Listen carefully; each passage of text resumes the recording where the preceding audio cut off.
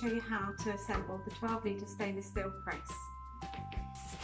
You notice on the arrows, so make sure the arrow is actually facing the right way before you open the box up.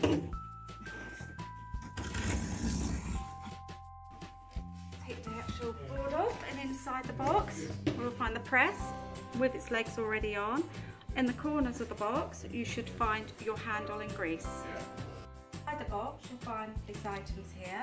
You'll find the 2 semicircle blocks, 4 spacing blocks, a top block, a collar, handle, grease, instructions, as well as a book, a cider and juice making booklet, and a straining bag. The 12-litre spindle press means the actual spindle is fixed to the base plate of the press. There are holes in the feet,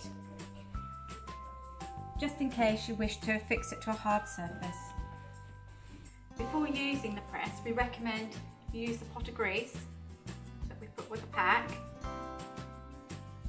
Grease the spindle before use and also before you pack it away. The straining bag can be used with the press. It's available. Just slide it over the spindle.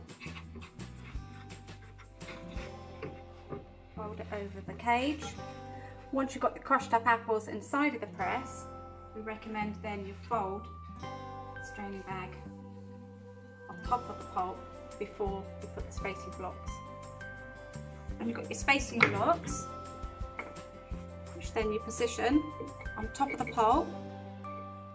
I'm just going to lay them on the side just to show you the rest of the blocks. Put more spacing blocks. And your top block. And then the collar. The final step is to use the handle to manoeuvre the blocks on top of the crushed up apples.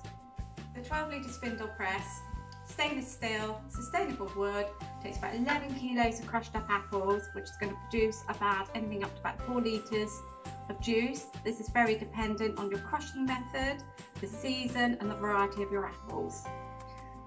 You can achieve 3 to 4 pressings an hour once you get going. It comes with a 2-year warranty and can be purchased on the Vigo Presses website.